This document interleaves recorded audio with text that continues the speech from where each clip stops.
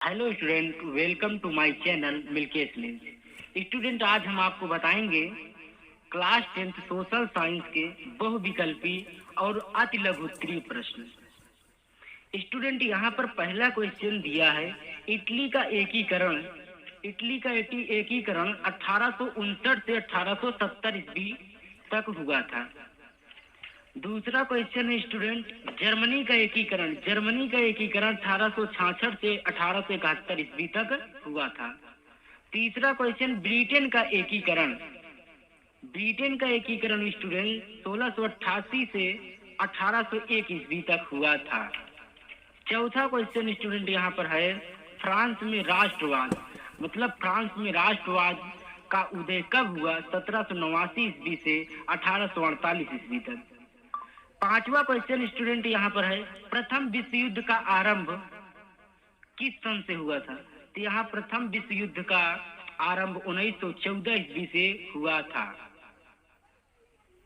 छठा क्वेश्चन यहाँ स्टूडेंट है, वियना शांति संधि कब हुई?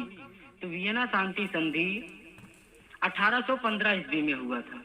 सातवां क्वेश्चन है स्टूडेंट, यंग इटली सोसाइटी का संस्थापक कौन है, किसे कहा जाता है? मेजनी को। आठवां क्वेश्चन है, राष्ट्रवाद का प्रारंभ किस देश से हुआ था? राष्ट्रवाद का प्रारंभ तो वो फ्रांस है। नौवां क्वेश्चन स्टूडेंट, नेपोलियन का संबंध था, मतलब नेपोलियन का जो संबंध का था किस देश से था? तो वो फ्रांस से था। 10वां क्वेश्चन स्टूडेंट यहाँ पे है, किस संधि के फलस्वरूप यूनान को एक स्वतंत्र राष्ट्र के रूप में मान्यता मिली? तो वह है कुस्तुनतुनिया संधि। यहाँ पर अब इसके बाद स्टूडेंट यहाँ अति लघुत्तरीय प्रश्न है। 11वां क्वेश्चन यहाँ पर है, निरंकुशवाद से क्या तात्पर्य है?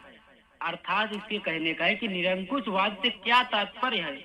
इसका उत्तर होगा स्टूडेंट, एक ऐसी सरकार या शासन व्यवस्था जिसका सत्ता पर किसी प्रकार का कोई अंकुश नहीं होता। ऐसी सरकार जनता के अनुकूल कार्य नहीं करती है, इसे ही निरंकुशवाद कहते हैं। 12वां क्वेश्चन यहाँ पर है, जर्मनी के एकीकरण में सबसे महत्वपूर्ण योगदान किसका था? अर्थात मतलब जर्मनी का जो एकीकरण हुआ था उसमें सबसे महत्वपूर्ण योगदान किसका था? इसका उत्तर होगा स्टूडेंट, जर्मनी के एकीकरण में ऑटो वान बिस्मार्क का सबसे महत्वपूर्ण योगदान था। 13 नंबर यहाँ पर स्टूडेंट क्वेश्चन है, जनमत संग्रह क्या है? अर्थात इसके कहने का अर्थ है कि जनमत संग्रह किसे कहते हैं या क्या है?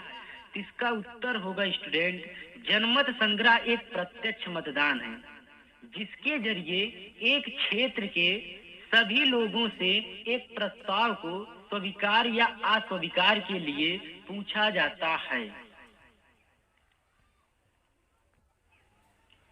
यहाँ पर स्टूडेंट 14 नंबर प्रश्न है, जर्मन राष्ट्र का रूपक क्या था? वह किस बात का प्रतीक था? इसका उत्तर होगा स्टूडेंट, जर्मेनिया जर्मन राष्ट्र की रूपक थी। कौन थी? जर्मेनिया जर्मन राष्ट्र की रूपक थी।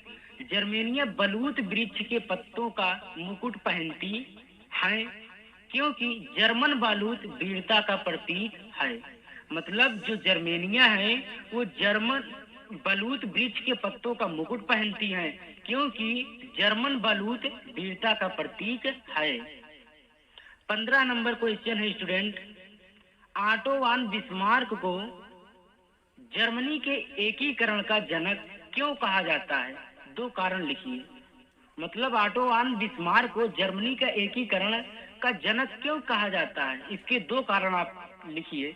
यहाँ पर स्टूडेंट इसका उत्तर होगा पहला, बिस्मार्क ने सुधार एवं कूटनीति के अंतर्गत जर्मनी के क्षेत्रों का एकीकरण करने का प्रयास किया। और दूसरा होगा, बिस्मार्क ने जर्मनी के एकीकरण के लिए रक्त और लौह की नीति का पालन किया। इस नीति से तात्पर्य था कि सैन्य उपायों द्वारा ही जर्मनी का एकीकरण करना। आई होप आपको यह वीडियो अच्छा लगा होगा। Thank you.